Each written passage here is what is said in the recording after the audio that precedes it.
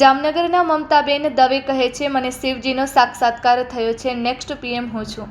વાત કરવાની શૈલીથી એજ્યુકેટેડ અને વાતોથી વાફર લાગતા આ બેનની કચ્છકેર ટીવી ન્યૂઝ સાથે ટેલિફોનિક વાતચીત।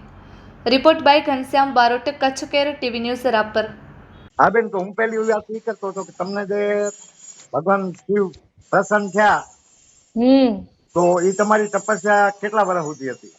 તપસ્યાનો એમાં કોઈ સવાલ નથી। જીવનમાં મેં જે કાંઈ કર્યું હતું ને એ બધું આપણે સત્ય અને નીતિને ધ્યાનમાં રાખીને કર્યું હતું।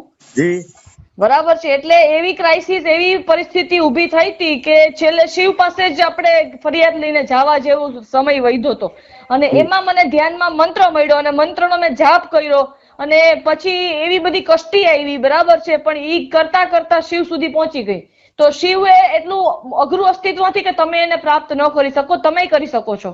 હમણાં જે તમે ઓલા કોક સુરતના ભાઈ હતા રાજ પટેલ, એમનાથી તમારી વાત થઈ, મેં અત્યારે ઓડિયો સાંભળ્યો, તો એમાં તમે 5100 રૂપિયા ફી ની વાત કરી। હા, એમાં છે ને, જુઓ, મારો વિડીયો મને ખબર નથી કે વાયરલ થઈ જશે, એમાં નંબર અપાઈ ગયો તો અનેક એટલે અનેક ફોન આવ્યા અને લોકોને વાત કરવાની સેન્સ નથી, લોકોને એક શબ્દ બોલવાની સેન્સ નથી। એના હેલો બોલે ને ત્યાં જ ખબર પડી જાય અવાજ ઉપરથી, કારણ કે અમે માણસો ચાલ્યા છે, બરાબર, એટલે આલતુ ફાલતુ ને જવાબ દેવા માટે એટલા નવરા ના હોય। આ તો નંબર આપતા અપાઈ ગયો ને રીલ થતા વાયરલ થઈ ગઈ, એટલા માટે પછી મેં કીધું કે તો પછી હું આનો ભાવ કરી નાખું। પછી મને ખબર પડી કે ભાવ કર્યો એનો લોકોએ મિસયુઝ કર્યો, એટલે મેં કીધું કે મને મીડિયા હારે વાત કરાવો, કારણ કે તમે સમજો મારે જે વાત કેવી છે એ તો કેવી જ છે, પણ મુદ્દો શું છે કે હું એક વ્યક્તિને કહું, બે વ્યક્તિને કહું ને હું 100 વ્યક્તિને 100 વાર બોલીને સમજાવું, એની બદલે હું એક સાથે કેમેરામાં બોલી દઉં અને હજારો વ્યક્તિ સુધી વાત પહોંચે।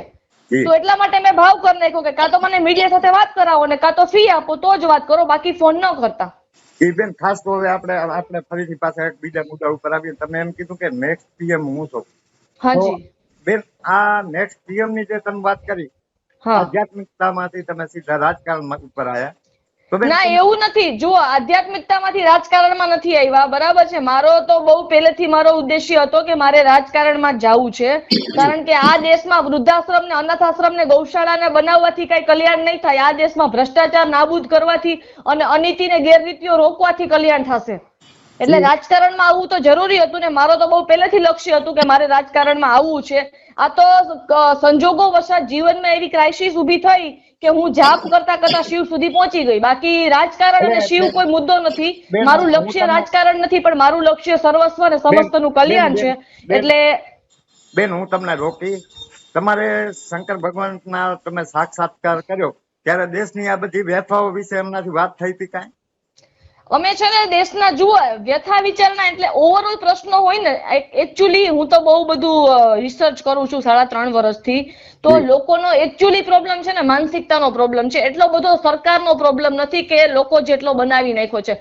સૌથી પહેલો ને મહત્વનો મુદ્દો છે કે લોકોએ પોતાની માનસિકતાથી સુધરવું જરૂરી છે। 80% પ્રોબ્લેમનું સોલ્યુશન એમાં જ આવી જાય, બરાબર? એટલે કેમ બરાબર છે? એના માટે નેશનલ લેવલે અથવા ગુજરાત લેવલે વાત કરવી જરૂરી છે। તમે મને મીડિયા સાથે વાત કરાવો, બરાબર છે, વ્યવસ્થિત સારા લોકો સાથે લાઈવ ન કરાવો ને તો વાંધો નહીં, પણ વાત કરાવો। ગઈકાલે જુઓ, તમે કદાચ જોયું હોય તો બુલેટિન ઇન્ડિયા ચેનલમાં આવ્યું હતું, મેં કીધું જયપ્રકાશ માઢકભાઈ હારે વાત કરાવો, અને એક યોગના સાધક હતા એની સાથે મેં કીધું વાત કરાવો, કારણ કે અમે વાતચીતથી રસ્તા કાઢી શકીએ।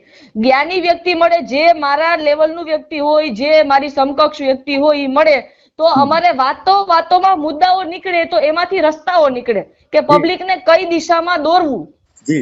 તમે મને હવે મીડિયા સાથે વાત કરાવો, આટલું ઘણું, બરાબર છે? હવે તમે મને મીડિયા સાથે વાત કરાવજો, ગુજરાત સમાચાર ઓલ ગુજરાત એડિશન, પછી જ ફોન કરજો। મહાદેવ હર, થેન્ક યુ વેરી મચ। છેલ્લો પ્રશ્ન બેન તમને પૂછો બેન, શંકર ભગવાનનું જે આપણે કહી શકીએ ને વાહન છે એ નંદી છે।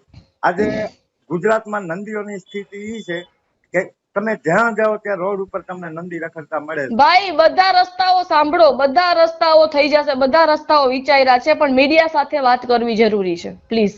હા, વાંધો નહીં। મહાદેવ હર। ઓકે, મહાદેવ હર।